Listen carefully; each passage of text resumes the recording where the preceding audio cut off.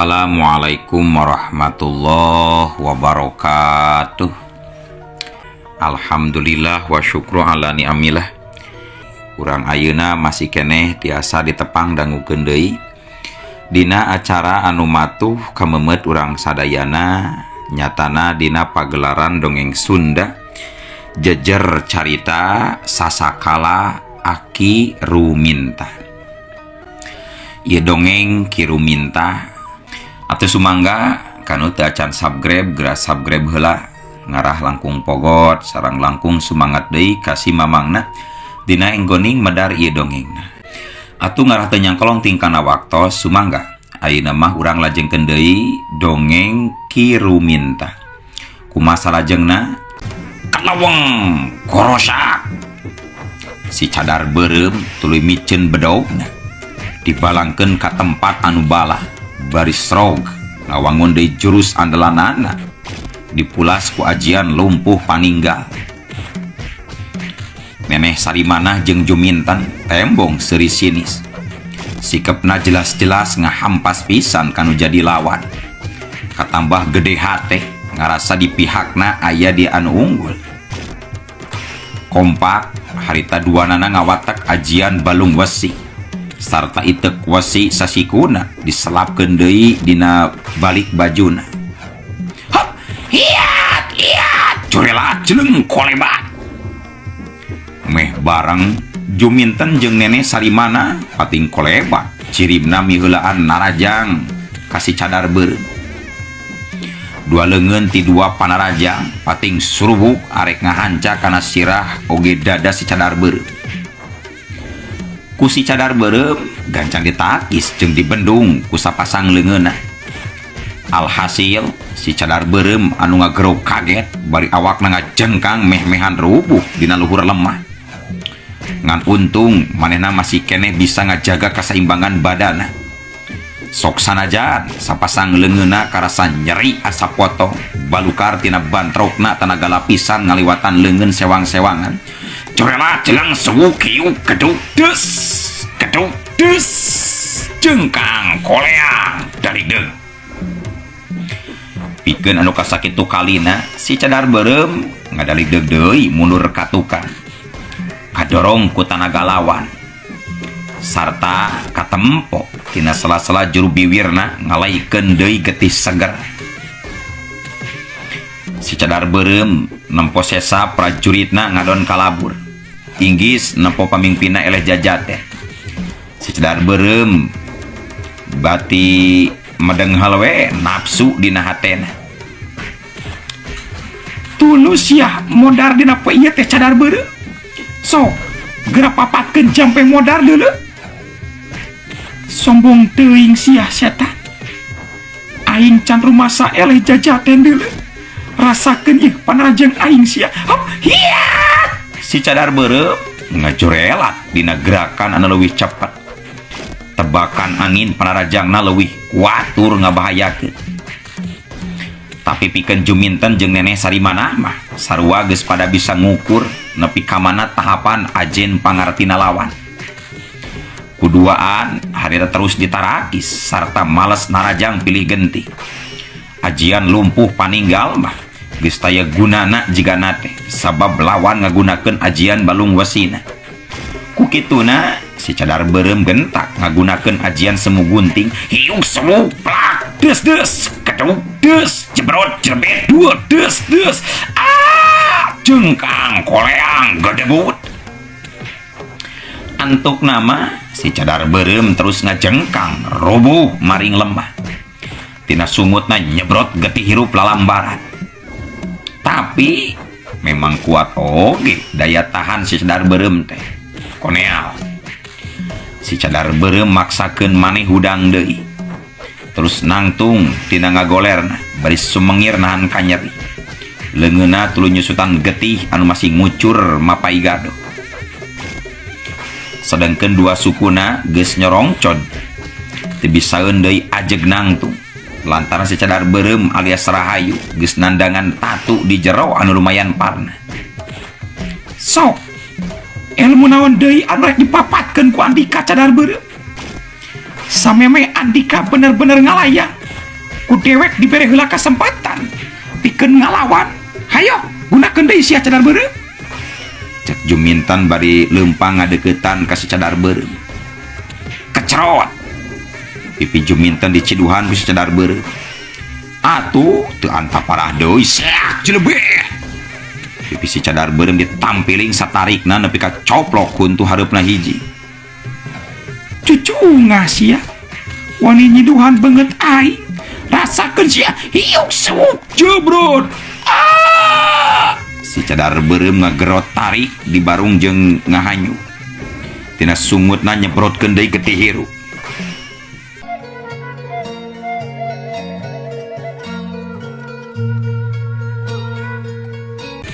Sabab marga lantaran lain wungkul ditampiling pipi, tapi ditimpah dadana digempur ku perep Juminten anu masih nyidem ajian balung wesi. Damun seug daya tahan secadar beureum henteu kuat mah geus pasti kita tadi keneh oge bakal ngelayang jiwana. Ngan ku sabab si cadar beureum teh geus asa latihanana sapanjang guguruk kan ini jalumpit. Nya oge ngan saeutik ilmu anu dibikeun tur nu kacangking ku si cadar beureum alias Rahayu. Ayeuna Rahayu disatru kuno jadi guru. Bari teu puguh naon kasalahanana. Anu sok padahal mah Rahayu teh sarua budak culikan ini jalumpit ti kulawargana anu kabeh dibinasa. Alatan teu satia ngabdi ka dirina. Sedeken Rahayu atawa si cadar beureum julukanana teh henteu ieu apaleun kana eta perkara. Ayeuna kari nungguan nasib kumaha milik. Mun tarik cilaka nyawayahna kudu ikhlas narimakeun kana nasib anu tumibah. Mun parang bisa salamat tangtu bakal aya cara jeung jalan pikeun bisa nyelametkeun diri tina bahaya pati. Ngan asana teh mustahil kana bisa salametna sabab musuh sakitu nafsuna hayang ngabinasa dirina jeung kuat deui hese pikeun diungkulanana. Sok gerapaihan diri aing. Tong loba deui mikir jeung ngomong sia Juminten nenek sia sok lakukeun naon anu jadi kahayang Andika Juminten. Tangtu deuleu sakedeung deui Andika bakal dipodaran ku dewe. Hayu nenek urang anggeuskeun ieu tarung teh nepi ka pungkasanana. Paehan ayeuna keneh si Rahayu nenek. Hayu ceuk geus tu wala kaya kitu mah gampang merenana oge ceuk. Montong loba bacot sia. Sok geura maraju deui Andika duaan. Si cadar beureum sikapna geus buleut, leuwih milih tarung sapaena tibatan kudu ngejat di pakalanganna.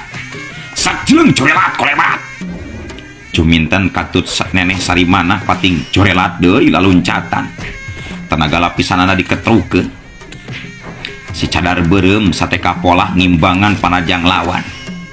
Tapi da sabab ilmu lawan teh leuwih maju batan dirina. Tangtu si cadar beureum taya harapan pikeun unggul dina tarung.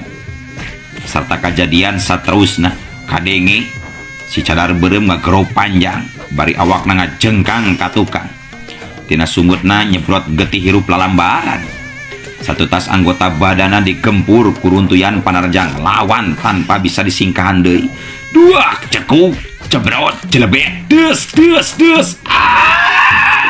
jengkang koleap kedebut.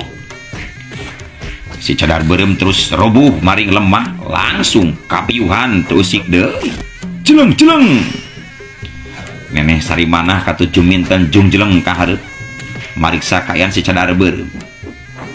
Syukur geus eueuh napasan ieu mangkluk teh cece. Modar teh ya meureunan cece.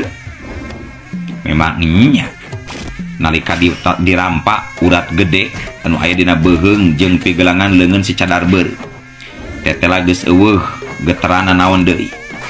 Pon kitu deui tina liang irungna nalika diantelan ramo memang geus eueuh napasan. Duanana tangtu sugema si cadar beureum binasa berarti hasil migawe parentah tinu jadi guruna nyatanan ini jalumpit.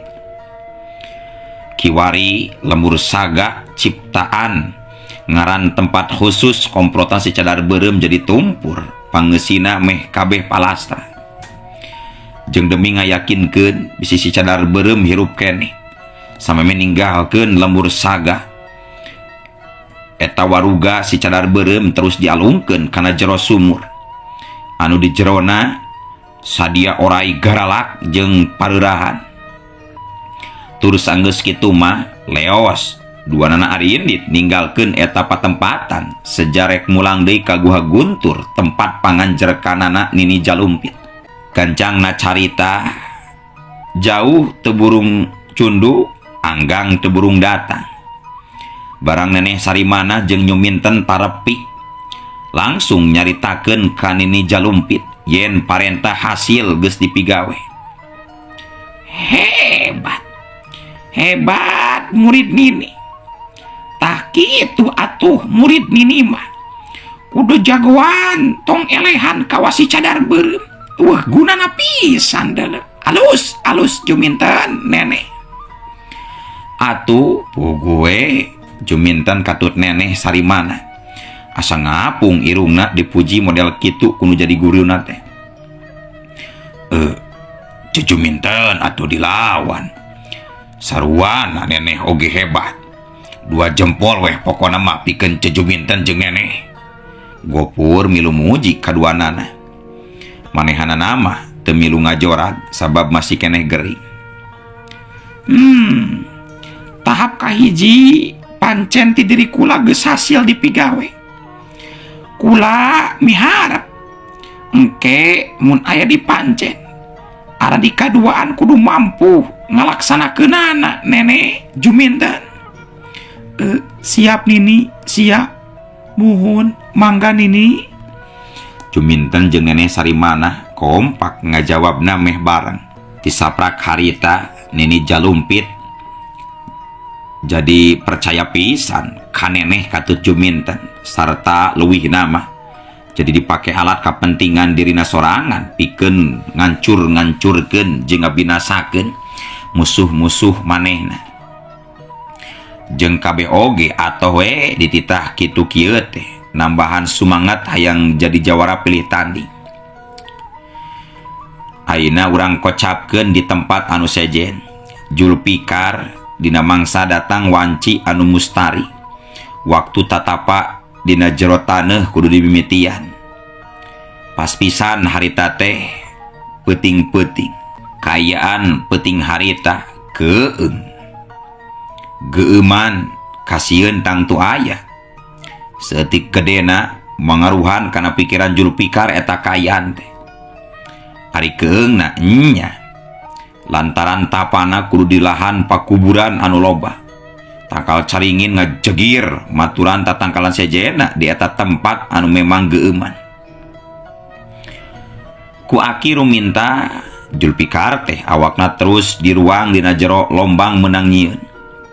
Semet beheung kana sirah mah henteu di ruang numpang di luhur sangkan tetep bisa ngapan. Sok Jalu gera mimitian kainya. Pereumkeun panon hidup duanana. Pusatkeun pikiran kana hiji tujuan. Museur kana batin ulah galideur. Jeung ulah kagoda ku rupa-rupaning dedengean katut tetempoan anu pikasarieun. Oma hidup kudu inget hidup teh keur tapa keur tirakat Jalu. Muhun mangga Abah, siap Abah. Ayeuna ku Abah ditinggalkeun heula nya saheulahanan mah Jalu. Kade poho sing inget ka pangeran.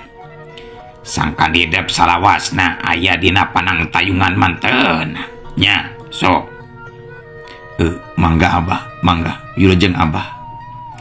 Geus kitu mah curelat klebat leungles.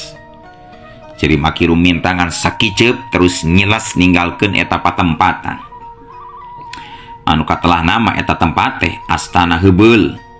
Teu jauh ti lembur Cikoneng. Renghap. Julpikar ngarenghap. Lir anu ngumpulkeun tanaga jeung kakuatan pikeun ngamimitian tirakatna. Duh Nun Gusti anu murbehing ieu alam, nyuhunkeun ridona kangge abdi ngalaksanakeun ieu saratapa tipun Bapa. Pamugi abdi aya dina panangtayungan salir Gusti nu maheman. Julpikar hatena nyambat-nyambat ka nu maha kawasa anu memang taya deui tempat panyalindungan jeung kakuatan iwal ti mantenna. Julpikar meuremkeun panaonna. Nalika pas peureum karasa aya nu ngaheab haneut tina dampal suku parat kaluhur nepi kana mun-munan. Beurang datang, peuting datang, karasa tiiseun taya nu kadenge mungguh simpe recomrek. Peuting beuki peuting, beungeut tiis ku Ciibun. Matak tiris karasana, tapi awakna mah tetep haneut sabab di ruang dina jero taneuh samet beuheung. Mun parang datang deui wanci beurang, sirah teh asa kabeulem panas katojo ku panon poe anu moncor nyorot luhureun tatangkalan. Matak haus jeung mata kalabahan. Jeung kongang mah hayang ngabeuntakeun panaonna ngan bakal cama. Sabab dipantrang ulah cina beunta sapanjang tirakatna. Ulah meureunan, ulah ngeureunnan. Eta meureunan, eta pangintennya. Eta meureunan ujian sabagian perkara leutikna anu kudu ditadah. Jeung eta oge teu enteng ngalaksanakeunana kudu kuat hate jeung kahayang. Peuting kahiji tayana naon tiiseun taya tanda-tanda aya gogoda. Peuting kadua pon kitu deui masih keneh tiiseun can ayana naon. Ngan nincak peutingan katilu meureunan mimiti karasa ayana gogoda ngagoda ka Julpikar. Di antarana nahabat ngadadak loba sireum hideung galede pating karayap kana sirahna bari nyocoan. Duh ampun teuing beungeut aing dicocoan naon cenah ieu teh. Aduh pating garanyam deui karasana naon cenah ieu teh. Julpikar gegeremet dina jero hatena hayang ngusir sireum anu nyocoan kana beungeut. Tapi teu lila kituna teh les sireum teh laleungit. Nu nyoso oge leungit. Ganti ayeuna mah ku hiukna angin puyuh di sabudereun eta tempat. Sakapeung sora anjing pating cungungung bebaung ti kajauhan. Hawar-hawar sora anu ngomong ditujukeun ka Julpikar. Kadenge sorana ngirung nitah eureun tirakat ka Julpikar. Lila beuki tembres nong toreng dina ceulina. Tapi Julpikar teu kagoda ku nu kararitu.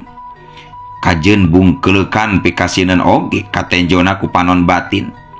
Tapi tetep hatena teger teu ieu kagoda. Tungtungna les sora katut wujud anu pikasineun teh leungit. Kayan di eta patempatan jadi simpe deui. Parat nepi ka datangna sora hayam kongkorongok di pelemburan. Atuh Julpikar ngucapkeun syukur dina hatena sabab lulus dina ujian tahap kahiji. Cag tunda anu kacarita tangtungke bakal kasamper deui. Ayeuna urang caturkeun di lembur haur pugur lemburna Maemi. Maemi harita teh keur ngobrol we jeung Larasati anu boga julukan Nyi Malaka Bodas. Maemi anu kadenge harita teh keur cumarita. Menang beja cenah di lembur saga aya Rajapati cenah Nyai. Si cadar beureum nepi ka titis tulisna dibinasa ku dulur sapaguron. Cek Maemi. Muhun emah, abdi oge kantos ngupi. Lembur saga kiwari tos tumpur. Si cadar beureum ngan kari tinggal ngaran ayeuna teh emah. Nya. Berarti anu jahat dipateni kuno jahat. Nya saeutik kedena musuh urang teh ngurangan Nyai. Ngan anu jadi pikiran emak teh naha sabalad saelmu kudu silih pateni. Kunaon eta teh nya mata kitu Nyai? Muhun emak,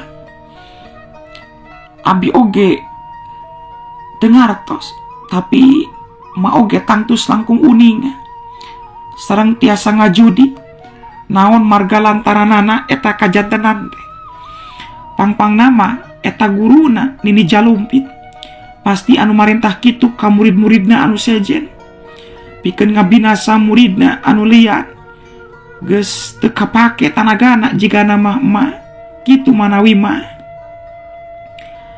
Cerdas tur pinter nyai, bisa jadi bener naon anu diceritakeun ku hidup bieu teh. Da memang kitu sifatna si Jalumpit mah. Mun murid hiji aya anu teu kapake, tangtu bakal gancang dibinasakeun.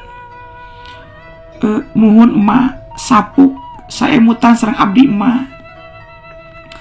Tapi keun da eta mah urusan maranehanana ieu. Ayeuna mah emak arek ngajak hidup ulin ieu teh nyai. Urang ulin ka Cikoneng. Rek ngabadamikeun ngeunaan pamaksudan emak nyerapkeun kembang Malakasari kana raga hidup.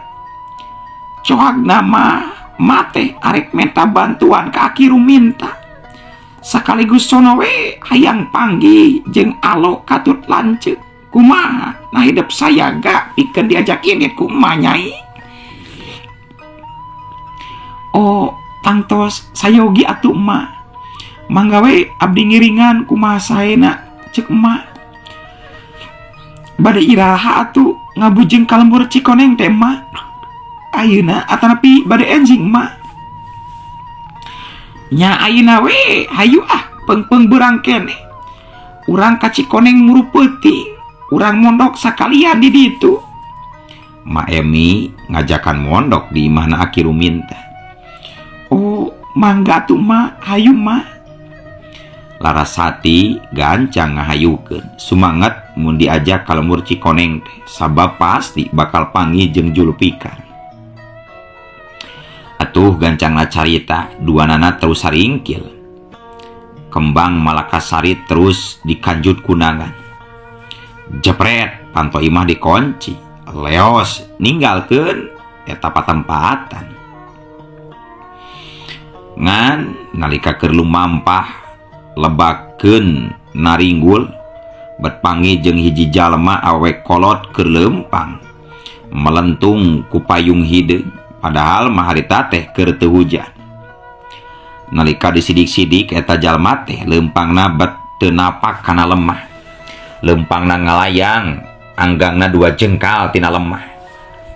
Harita eta jalma nu keur mamawa payung teh leumpang muru ka hunyurkeun bari panonna mah melong ka astana gede anu loba sawah. Itu teh bet jiga maina aya naon cenah bet nembongannya, cek Ma Emi anu memang sadar eta teh maina anu memang geus lila tilar dunya. Larasati ngadenge kitu jadi muringkak bulu pundukna, sababnya kakara-karita ngalaman panggih jeung ririwa dina wanci sareupna. Sieun mah hayu enggalan mah mapahna bisa dipegat ku mainah mah. Cicing nyai, tong keungan kitu lain ge jawara atuh bet keungan mah.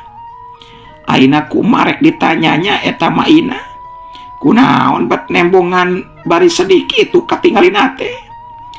Ih haduh mah sieun atuh mah.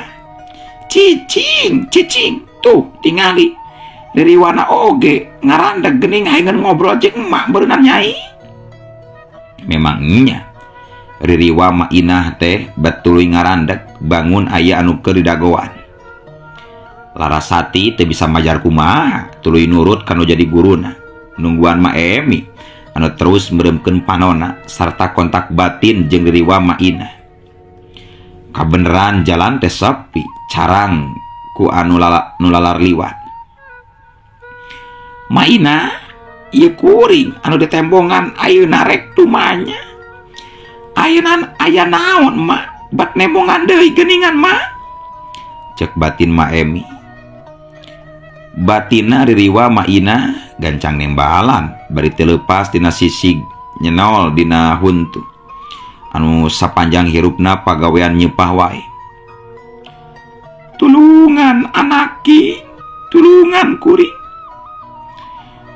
Uing teh geus wawuh lila sapanjang kuring masih kene hirup anjeun teh bager emi. Ayeuna kuring geus lila maut, omat. Tedunan pamenta kuring emi. Ceuk eta ririwa maina semu ngalimba sorana teh menta tulung ka Ma Emi. Nalika keur kitu teu kanyahoan uluh.